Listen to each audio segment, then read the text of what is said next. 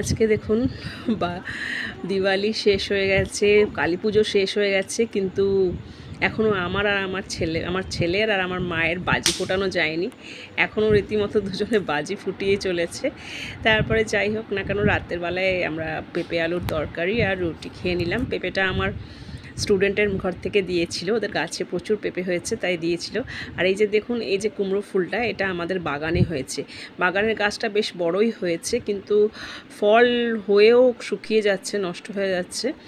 তো সকাল সকাল আজকে ঠাকুরকে দিয়ে দিলাম। সুজি করেছিলাম, মা সুজি বানিয়েছিল ঘি ঠি দিয়ে, খুব দারুণ করে সুজিটা বানিয়েছিল।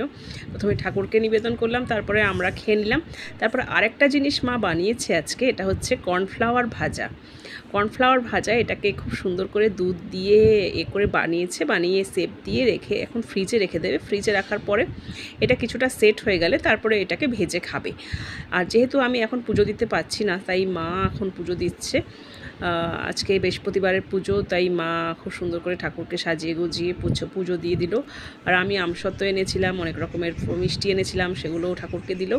আর দুপুরবেলায় খাওয়ারে আজকে হয়েছিল কুমড়ো ফুল ভাজা, যে কুমড়ো ফুলটা আপনাদের দেখালাম এখন। তো ওই কুমড়ো ফুলের ভাজা, মাছের মাথা দিয়ে বাঁধাকপি, ডিম হয়েছিল, আর হয়েছিল পেঁপে মা দিয়েছিল, ভাজি পেঁপে সেদ্ধ দিয়েছিল। তারপর আমাদের পাড়ায় আজকে কালী ঠাকুর ভাসান হচ্ছে।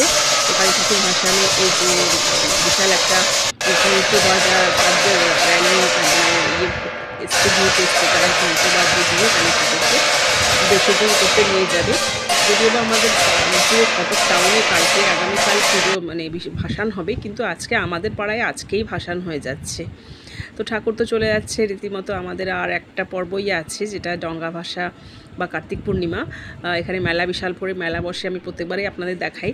তো এটা শেষ হওয়ার পরে আর আমাদের কোনো পর্ব নেই। তো সকালবেলায় যেটা আমি দেখিয়েছিলাম আপনাদের, কর্নফ্লাওয়ার ভাজা, সেটা মা এখন ভেজেছিল। তো এটা খেতে একদম হয়েছে পনিরের মতন, পুরো পনিরের ভাজার মতন মনে হয় খেতে। খুবই দারুণ খেতে হয়েছে, পনির বা ছানা ভাজা এই টাইপেরই লাগছে খেতে। আর রাতেরবেলা ঠাকুরকে দিয়ে দিলাম পরোটা আর ওই ভাজা তরকারি।